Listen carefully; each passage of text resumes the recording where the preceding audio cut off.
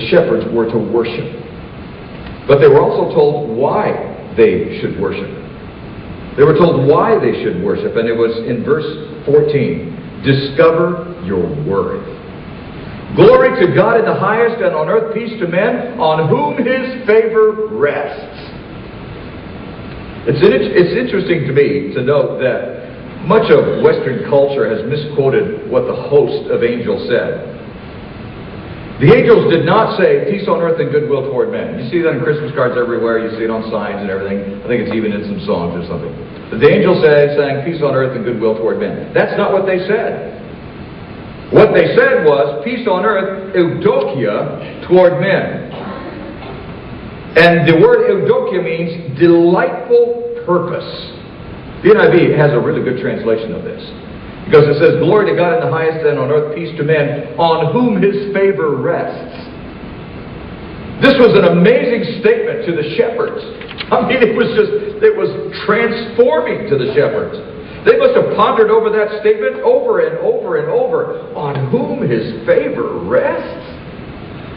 Glory to God in the highest, and on earth peace to men, on whom His favor rests. And that includes us. How could that be? They were just shepherds. They were nobodies. They weren't worth the breath to say their own names. They were considered the losers of society. They had nothing. Some of them were probably homeless. What purpose could they accomplish by serving God? Why would His favor rest on them? Some of you are probably feeling like some of those shepherds. You're wondering, what's the value of your life? What have you accomplished? What's your life worth? When I turned 30, which was a long time ago, that was the most, everybody seems to have a birthday that's that milestone birthday where you you really struggle with it. And for me, it was 30. After I got past 30, it was like, okay, except when I turned 40. And when I turned 40, it was like, oh man, what have I accomplished? What have I accomplished? And when I turned 50, I wasn't a millionaire yet.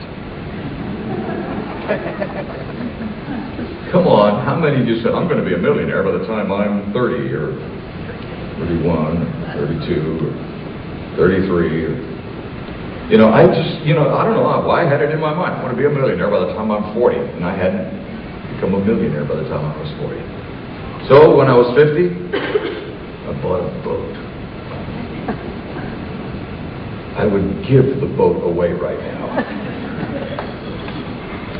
Boaters love boats twice, when they buy them and when they sell them. But it tells them, when I've accomplished something, I can go out and buy a boat. I can go out and buy a toy.